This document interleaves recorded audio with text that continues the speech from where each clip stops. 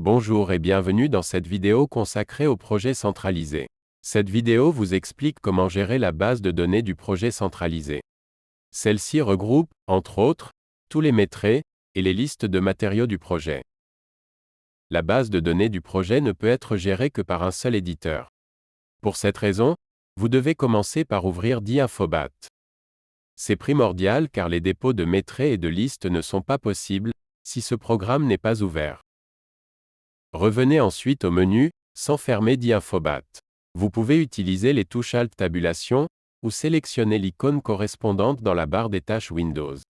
La base de données du projet est désormais visible dans le projet de travail. Accédez ensuite au modèle 3D, pour effectuer par exemple un dépôt de métraits. Les métraits sont bien visibles dans dInfobat.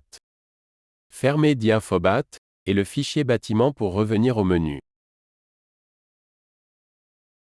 Bien sûr, vous devez sauvegarder les données dans le projet centralisé.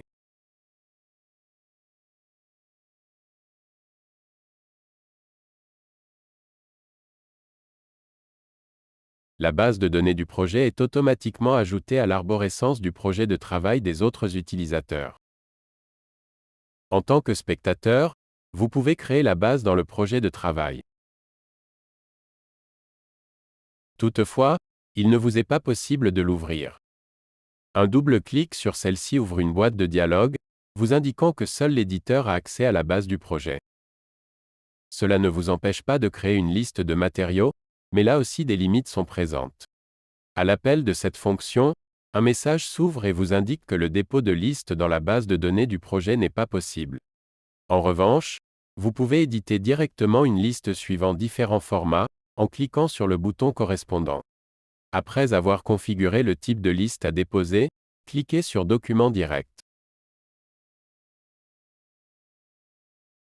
Le document créé apparaît alors dans l'arborescence de votre projet de travail. Bien sûr, vous pouvez ajouter ce document au projet centralisé. Ainsi, la base de données du projet n'est accessible que par un seul éditeur.